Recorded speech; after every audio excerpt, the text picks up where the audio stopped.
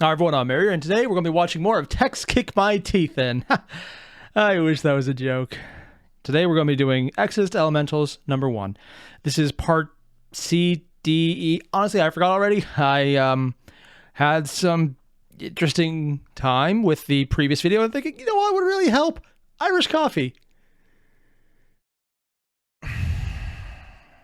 It didn't help. It hurt. It hurt a lot. And we're going back for more. Yep. Masochism, man. Masochism. If you guys haven't already, there's a link below to the original video. It's Tex. This is a good story, but goddamn, man. Tex, can you just fuck it up a bit? You make it a lot easier to get through. Thanks. You're not going to? Yeah, I didn't think so. All the same, you guys know the deal. Link below, hit it up. Let's get started. With this order transmitted to the fleet, there was finally the establishment of something concrete. A foundation of belief was laid out using simple language that all could understand, no longer merely running from the inner sphere. They were going to build... Sorry, I just noticed a symbol, and then I remembered, oh yeah, they take 1, ships from everywhere, and 2, the art is not always exactly from the era that they're talking about. So that symbol doesn't probably mean what I think it does. Also, if we're talking about the same speech as the end of the last part, it's more concrete. And it gives them a grounded basis of what they're doing, but I still think it's too abstract, and something more concrete as a physical location to get to and goals of what they're going to do might have been better, but it's something. I'll give them that. Something new. Something better. A purpose? The reception to the order was everything General Kerensky could have hoped for the SLDF quickly took it to heart. It stood as a reminder of who they were and why they'd made this choice. I guess even an abstract For the weary goal is fleet, better it than also nothing. provided necessary direction, and through that, it renewed their purpose. Privately, General Kerensky was wise enough in the domain of the human spirit to know full well that words were not enough in the long term, that sooner or later, the Exodus had to come to an end. By 2786, tensions were again beginning to rise. People had faith enough, but it was being sorely tested. By this time, they had been gone from the inner sphere for nearly 2 long years. 1, 2 years, damn. 3. I'm not the only one thinking that looks like a Star Destroyer, right? Come on. Giant wedge, looks kind of like a triangle. It'll look different when we pull out, but right now, it really does look like a Star Destroyer. 2 years of endless jumping, of painstakingly covering their tracks, crammed into ships not designed for patrols this long, let alone extended deployment off the edge of the damn map. On the 24th of August... They even have a map for his route. Oh, dear God. Also, this is actually something I want to go back and just really highlight. The scenery here and the composition of this entire section, it's brilliant in how just crushing it is. The tone he's going for is very much, here's what we got to do. It's not good. We're not dying horribly yet, but we feel that we're going into that slow, long death of ages. It's depressing and sad, and it has a little bit of levity, but it's completely tailored down and wound down and ground down, and take your pick of the metaphor here, by just that droning monotony of knowing that there's really no future. And beyond just Tex saying that, there's this part right here. The lines and the slow, spread out piano music, it's brilliant at getting that across. The lines, because it's just slowly going up and distorting the already black and white, old school TV effect, so it feels old. It feels like it hasn't been worked on. It feels in disrepair, which a lot of the ships would be, and this gets it across on the technical front.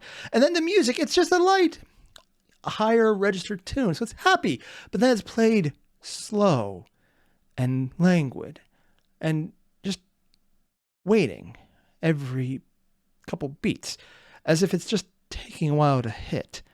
It's not as peppy, but it's still positive. There's still a goal, but it's not there.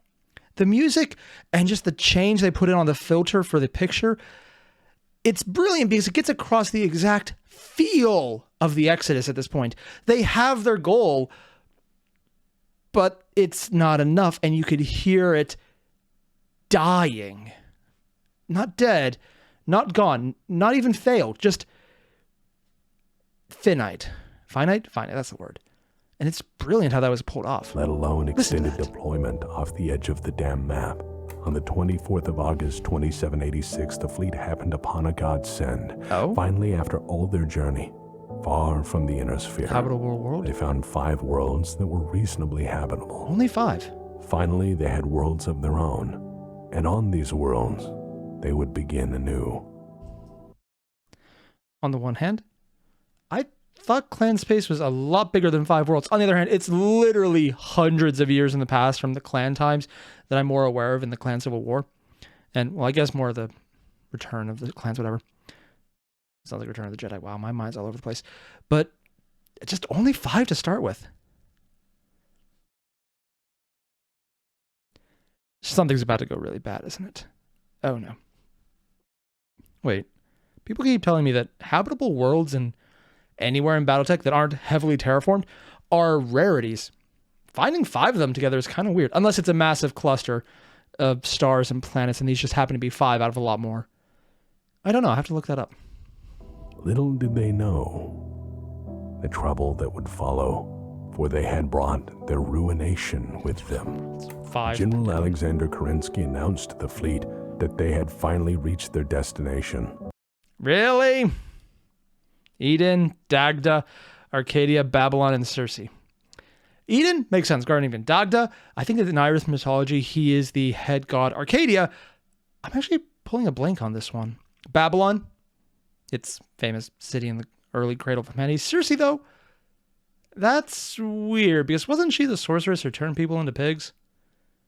Yeah, I guess she did live on a tropical paradise, but Castaway Odysseus, it's a reference to that because they were literally thrown away from their home, set adrift on a paradise world, and then found out that there were problems. Yeah, I have a feeling I know exactly which world everything's going to go to shit on. Probably Eden because traumatic discipline. That the long journey was over, and that the time to build was at hand. Soon after, the colonization of what would become the Pentagon Cluster began in earnest. While untamed and by Inner-Sphere standards marginal worlds at best, the Pentagon Cluster was ideal for colonization and exploitation for many reasons. The worlds were near perfect distance from each other for combined defense, trade, and resource sharing. As an added strategic bonus, they were shrouded from the Inner-Sphere by the Caliban Nebula, located just a few jumps away. Not that the Inner-Sphere was intent on sending ships out this far to search for blocking direct view, so it's hard to see. 1,300 light years from Terra, they were now far beyond where any man had gone before. And with colonization achieved, with renewed purpose, and with the hope of a new beginning, the peace they had sought for so very long finally looked possible.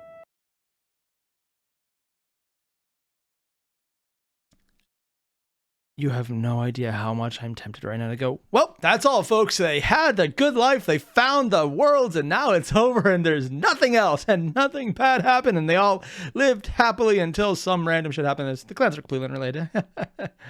Good stuff. Yeah. Because I am pretty sure this right here, this is the high point. It's all downhill from here, isn't it? I thought we were already at the downhill slide. No, oh God. They've got their piece. The only thing that can rouse them from it to make anything worse is going to be something horrible happening. Joy! Kind of surprised there's no remnant going like, hey, we're just going to keep going and explore. Also, we hate our neighbors. Let's be honest. On the one hand, if you were stuck in a ship, you would probably want to land. On the other hand, if you were stuck in a ship and then you had to live on a planet and they're still there, you might want to go back on the ship and it would be a little emptier this time. I can see that happening. I'm honestly surprised there isn't something of, hey, we're going to go that way and that way is just further from y'all. We're just going to go. Just like go and just go. Yeah. For nearly a decade, everything went well enough. From 2786 to 2794, that was a time of explosive development, of rapid expansion, and for many, finally. This mech? No idea. That one? Just saying it right now. I just figured out where Destiny gets its inspiration for its AI-based enemy platform.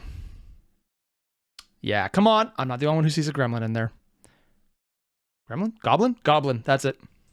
Opportunities It's been a while for since healing. General Alexander Kerensky oversaw the creation of Star League in Exile, a provisional government designed to keep the dream alive, even if 1,300 light years coreward of the inner sphere. It was a time of such prosperity that colonization efforts were soon enough directed to other worlds, namely the nearby stars of what was soon called the Kerensky Cluster. I keep expecting something horrible to happen. Nothing is happening, which isn't bad. That's good. Hell, they're even showing him in the exact pose they always show him, but overlooking an ocean with grass and talking about how they're starting to go to other worlds. It's like, yes, this is great. Just hit me already. I know that other shoe is coming, Tex. Just god damn it. Stop making it hurt more and just let me get fucked in the face by that giant boot with all the metal tips and spikes and sure, why not capsaicin on it, because I know that foot is fucking coming from my teeth. But it was not long before such prosperity would be challenged. Intermission. Oh, do we actually get a lighthearted romp now? No? We'll end at 8:30. Go get a drink or make pee as hard as you... Wait, whoa. No. Go back. Go get a drink or make pee as hard as you can till you crack porcelain?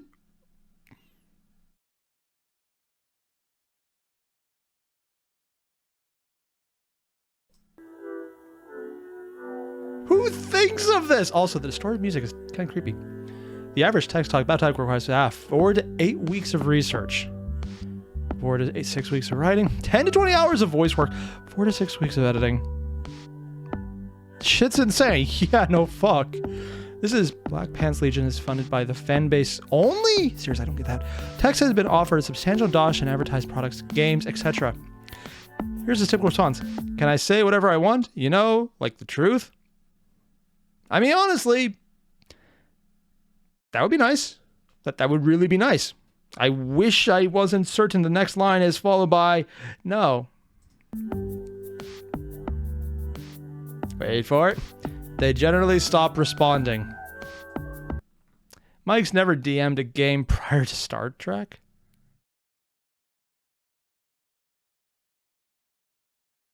Oh, DM. He means Dungeon Master. Sorry, I thought DM'd a game. I went DMs, like slide into the DMs. Yeah, I'm going to just slide into this game's DMs, yeah. And I feel like an idiot for thinking that now. Wow, mind gutter. What's Star Trek? Please, I was probably Captain, thinking... whatever you do, if you kill me, at least don't tell Stella. I don't want her to be at my funeral.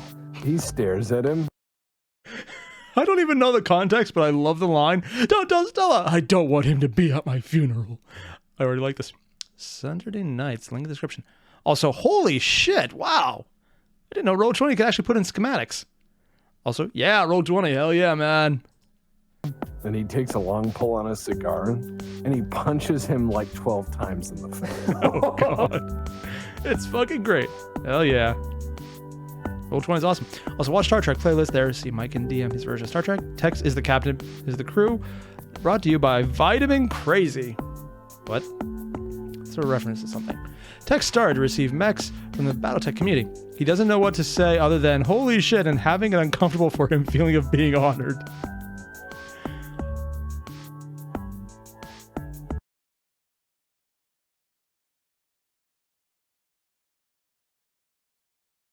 That's pretty.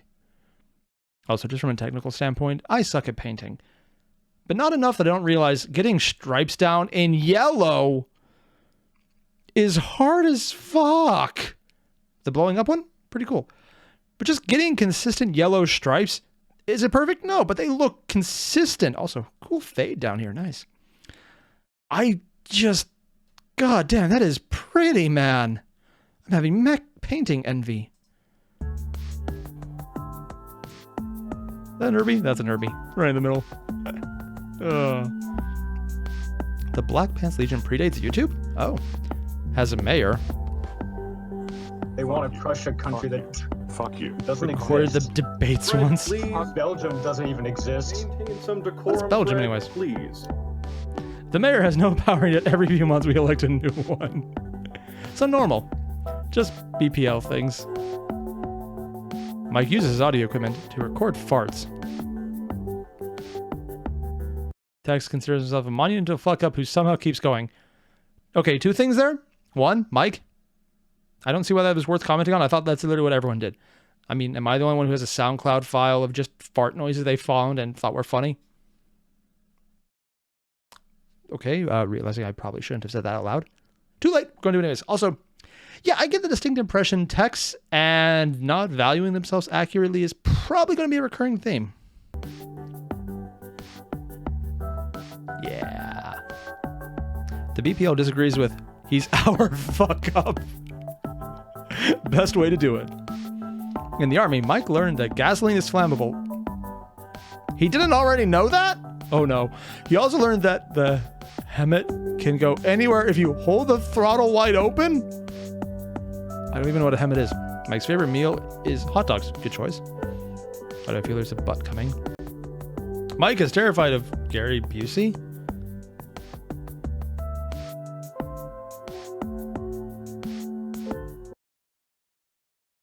You know what? I was going to make a joke about being terrified of Gary Busey, and then they pulled that clip. I don't even know where that clip is from. I'm never going to look it up. Do not tell me in the comments. I mean, I wasn't expecting to do this, but I think this is actually required right now.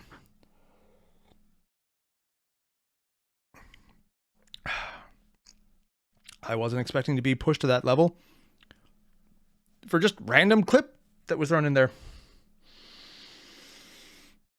What the fuck, man?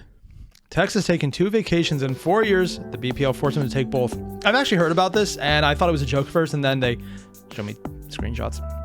Mr. Tuck Davison started a fundraiser to force him on one. Wait, you fundraised to force him on? Courtesy Fush is the most entertaining stream on the intertubes, but only cool kids watch it. Fush? Oh, it's supposed to be Flush. Tex once made a U-boat art. He was trying to replicate Matisse and Van Gogh, but with U-boats. Here's a sample. Thing is, I actually see a little bit more in here of Matisse than Van Gogh. Mostly because it's much too detailed for Van Gogh. You could see the line work and all of that aspect, but Matisse, he has more of a flowing style which works. I could see the inspiration of Van Gogh in here and the more heavy lines and the scenery lines and the like just the background here. Overall, I see where you're going. I think it leans more towards Matisse and who is the very good one who did sunflowers? No, not sunflowers. That's Van Gogh. Water lilies. It's going to bug me.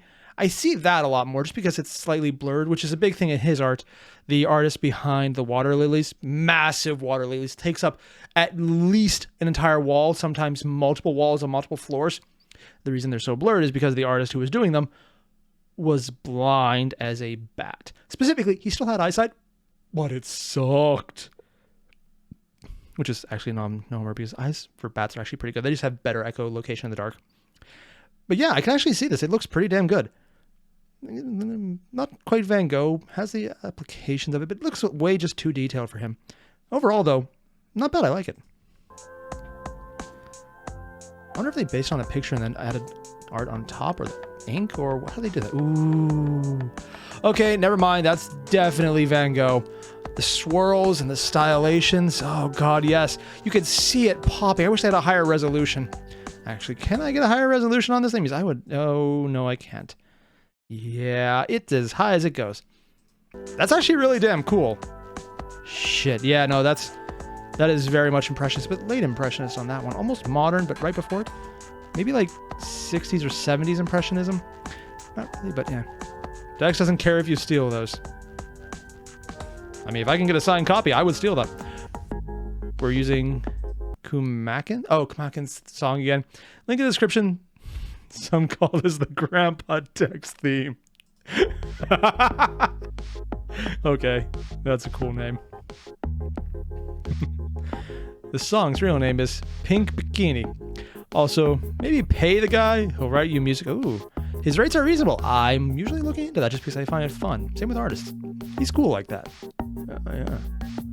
Yeah. Let's see what to say. Tech's favorite 10 games in no order. Oh. This I will judge you on. Mountain Blade. Oh, the mobile one? No, it's probably something different I'm not aware of. SSI3? Don't know that. Arcanum? I feel like another one, but I don't know. Diablo 2? Heard it. Never played it. Mostly because it's the kind of game I suck at, but it sounded really fun. Fallout? Nice. Fallout 2? Nice. Fallout New Vegas? I'm seeing no 3 there. Haven't played 1 or 2. Cool story, though. Fallout New Vegas? I started playing and I loved it up until the game had a catastrophic glitch where it decided the frame rate had to be 60 frames per hour.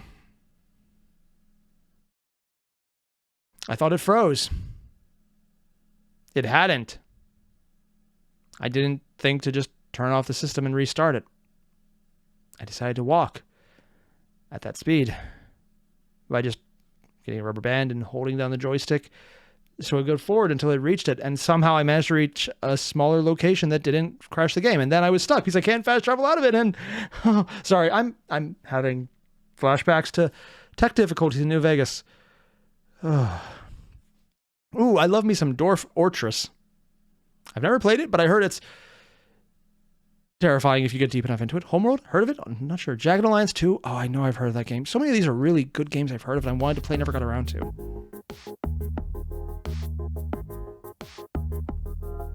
Not bad, though. A few of Mike's favorite games in no order. Oh. Unreal.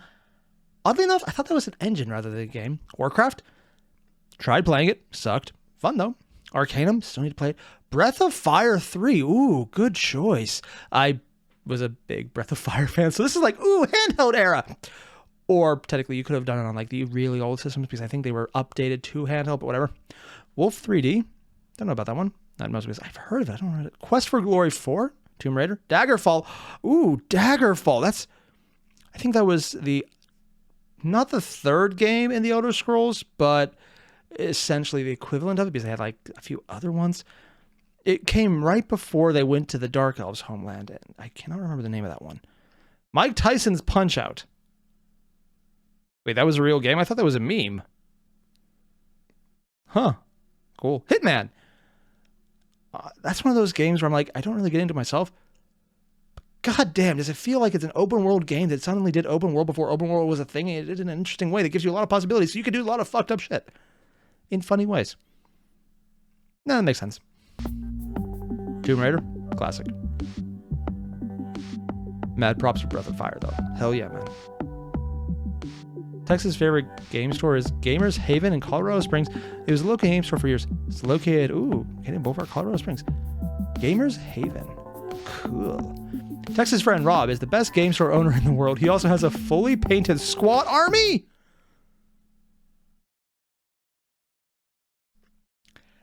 If you like undertaking the pilgrimage to see him, bring him a sandwich. He likes us. I'm just going to say, when did this come out? It was a while ago. I cannot see the year because for some reason it's not showing me. Joyce, 7 months, 2 years. Okay, so at least 2 years ago. It's funny talking about a fully painted SWAT army now because those guys got retconned out of 40K decades ago. Literal multiple decades. And within the last couple weeks, squats are back. So that army suddenly became still probably not allowed, but at least proxy wise, a lot easier to field. Time, man. Not sure what the SWAT armies used to look like at all, though. Bikers, I think. Tex and Mike have seen every episode of Star Trek at least 5 times. The original season or everything else, except Discovery. Tex refuses. I know nothing about Discovery. I can't comment. Mike quotes it to him in order to cause rage. Okay, that's how you know they're friends. Tex's current favorite space show on the air is The Expanse. Ooh. I gotta say right now, The Expanse, haven't seen the show. Love the books. So freaking cool. I listened to the audiobooks and they're just perfect, man. Are there good points and bad points? Yes, some parts are better than others, but overall, I think it just hits right. I want to go and just binge that show. I have literally no idea why I haven't. Seriously, why haven't I? I think I know what I'm doing the next vacation. Probably what I always do and fail at Elden Ring. But then when I get tired of that, I'm probably going to get that show and watch it. Hell yeah. Tex thinks, well done, should be removed as an option at any steakhouse. Tex, we need to have a solid talk here. If you're still defining any place that serves food as a steakhouse and they have a well done option, you're being too generous. These aren't steakhouses. They're embarrassments. I stand by what I said. That's not meat anymore, it's just a charcoal burn. Mike didn't know what BattleTech was before he started editing these videos. I know very much exactly how that feels. He just said, oh yeah, Robotech is cool, which made Tex +1 sad. I mean, technically, depending on which era you're getting the models from, it's not entirely wrong. It's still not entirely right, but it's not entirely wrong, which is funny as hell. And also why things didn't really get made for a long time, because copyright's a bitch. Amar's laugh from part 2 is actually Mike. He's fucking scary. Oh, man. Mike once put ice into a jar of pickle juice and drank it through a straw while editing in college?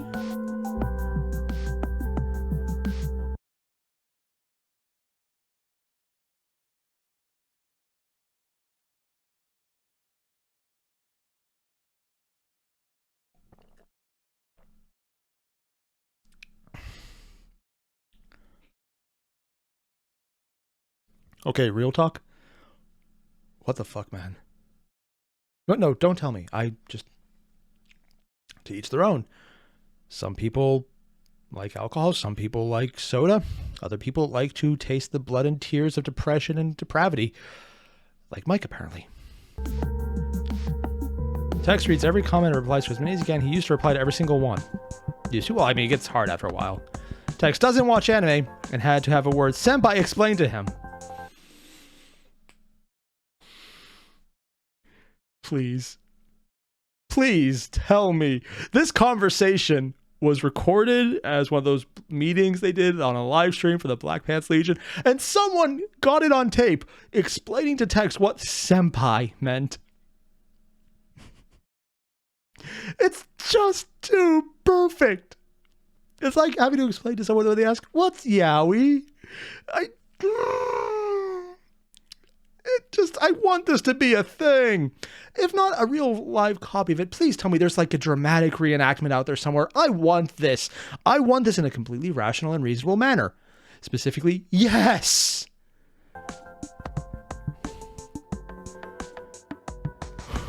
Mike's favorite Trek episode is not Masks, because it's awful.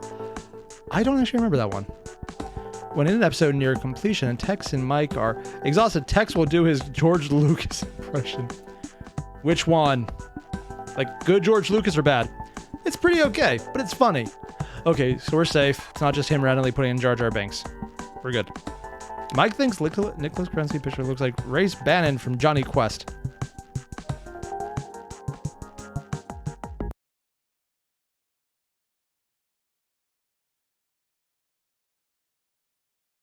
You know,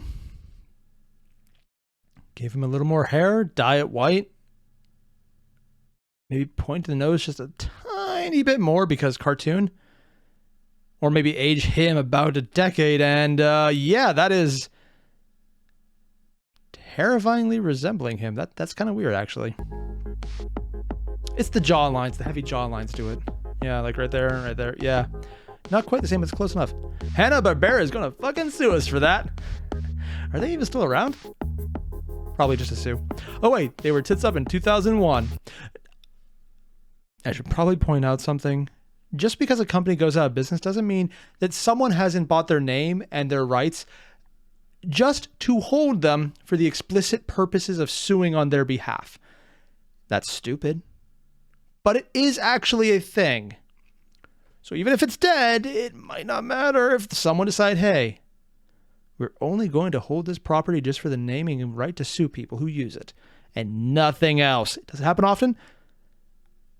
I mean, I used to say no, but the Revenge of Funimation, man. Sorry, not Funimation. 4Kids. I wiped that from my mind and now I'm remembering it. Fuck.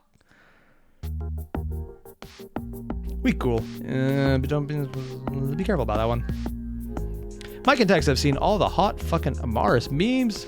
for the last two-parter. There was hot memes of Amaris, and we want to say, what's wrong with you? Oh. Oh, when they say hot Amaris, they...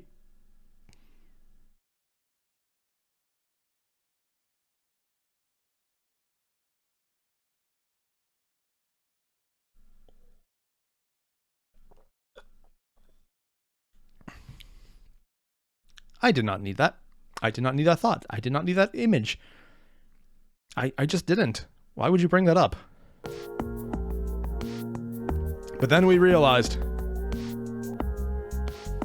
we're to blame. I'd like to point out the warble in the background music was at its highest right before we're to blame. So when they're talking about, just listen to this. Then we realized when they're talking about how fucked up it is, it almost sounds like there's an extra level of distortion on the audio. God damn, they're even doing audio fixing here just to go with the freaking lines in the intermission. Joking, we actually think they're great. Hopefully I'm wrong about what they think they are. Text Concealed Carry used to be a custom-tuned 44 Magnum. Texas though, right? Or was it Colorado? Yeah, whatever. Texas' favorite composers. Oh? And there's none? Schubert, Ludwig van Beethoven, Mozart, Chopin, Sullivan? Oh, Gilbert and Sullivan. Johnny Cash, Frank Liszt, I don't know him. Francisco Tarrega, Gino Rossini, Rossini. John Philip Sousa, Jonathan Strauss II, Richard Wagner, Maurice Ravel, Gillespie Verdi, Charlotte Parker, Miles Davis, Johnny Coltrane. Oh, John, why did I say Johnny? John Coltrane, Michael Giacchino, John Williams, really John? I guess it makes sense. Alan Silvestri, Basil Podoris, B.B. King, Rolling Stones, ZZ Top. Does ZZ Top count as a composer? Or would it actually be an individual? Whatever. We're out of facts, so here's text proving you can get more or less center mass accuracy dual wheeling wheel gates? Wellgats? What's that? Oh! Oh, revolvers with the wheels inside. Okay. Tex has some meaty arms. I'm going to be honest, a few times I've fired a pistol, they were a lot smaller caliber in the sense that if you shot it at a piece of paper, the paper dented. Yeah. Also, I was not able to keep my arms that steady. Yeah. Okay. Hope you're ready. Movie is starting back up. Oh, acknowledging it's a movie. Noise.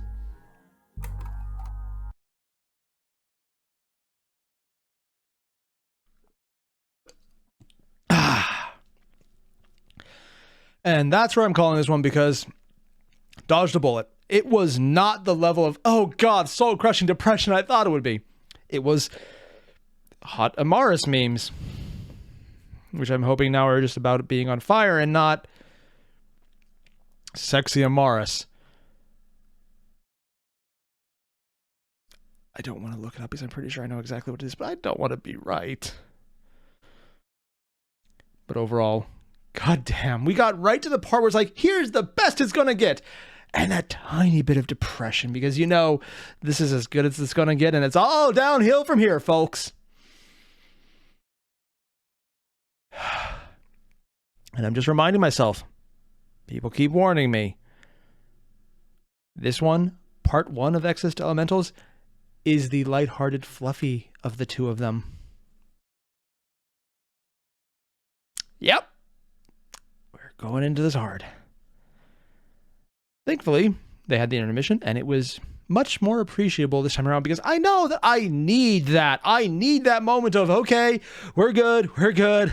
You can hold off on the entire fuck, why? Until another week. And I really do appreciate it. Also, massive props on being able to just control two guns at the same time. Again, I can't do that. Grant, I'm also weak as shit. Not as weak as I really should be, considering I literally don't work out in the slightest. And yet I still have a significant muscle density for no reason whatsoever. I literally don't get it, but I'm okay with it. But yeah, no, props to that. Also, seriously, someone just get Tex paid. Let him put ads on this channel. Or better yet, just turn them on and don't tell him. Seriously, the guy does great work. It's just really damn good. And also, it's just really cool. So otherwise, yeah, if you haven't already, link below, original video, hit it up. And if you can, just go down to the original videos or any video and say, hey, Tex, take a vacation. Because I'm going to go on a limb here and say he probably still needs one. This was 2 years ago. I assume he hasn't taken more than 2 since then, because it seems like a thing. Or just say, hey, Tex, you awesome. And Mike, really great editing. Which I would honestly say, yes, actually is really great editing. So all the same, you guys know the deal. Link below, hit it up. I'll see you guys in the next one, which I'm going to spend the next week telling myself isn't going to destroy me or my liver.